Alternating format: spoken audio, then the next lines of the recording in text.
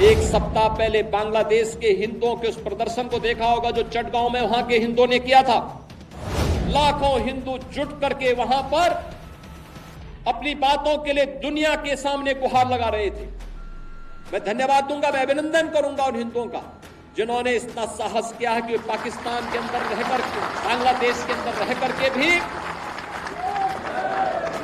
उन नरपिशाचों के सामने उन्होंने अपनी प्रवाह के बगैर अपनी वर्तमान और भावी पीढ़ी को बचाने के लिए सड़कों पर उतर करके दुनिया को उसका वास्तविक चेहरा दिखाया है। और मुझे लगता है हमारी सबकी सहानुभूति उन हिंदुओं के साथ में होनी चाहिए, उन पीड़ितों के साथ होनी चाहिए जो बांग्लादेश के अंदर अमानवीय अत्याचार के शिकार वर्तमान में हो रहे हैं।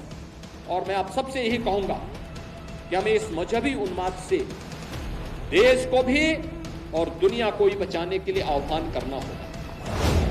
और मुझे लगता है कि ये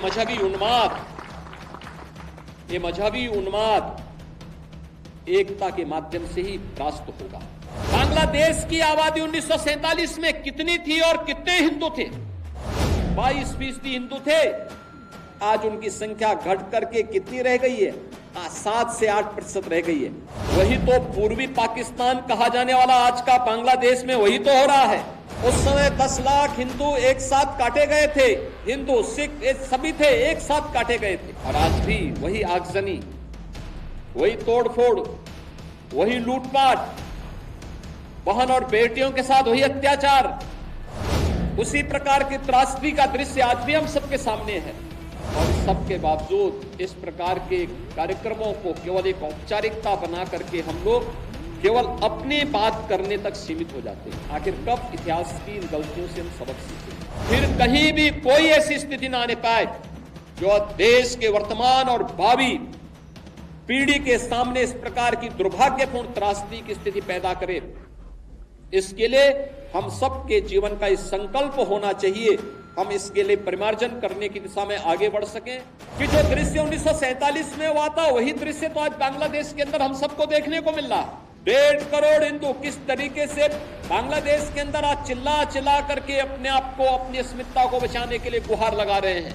और दुनिया के मुंह सिले हुए कथित सेकुलरिस्ट भारत के अंदर भी इनके मुंह सिले हुए एक भी शब्द इनका नहीं निकल रहा है, क्योंकि उनको भय है कि अगर इन निरीह कमजोर लोगों के इस पक्ष में इन्होंने आवाज निकाली तो इनका वोट बैंक खिसक जाएगा।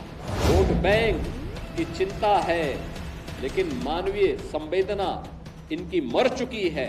15 अगस्त 1947 से एक दिन पूर्व 14 अगस्त 1947 को जब विभाजन की त्रासदी हो रही थी और 15 अगस्त को जब देश के अंदर तत्कालीन प्रधानमंत्री पंडित जवाहरलाल नेहरू के द्वारा भारत के तिरंगे को पहरा करके कांग्रेस के नेताओं के द्वारा देश के अंदर आजादी के जश्न को मनाने का कार्य किया जा रहा था, तब लाखों लोग अपनी मातृभूमि को छोड़ने के लिए, अपने परिवारों को छोड़ने के लिए मजबूर हो रहे थे।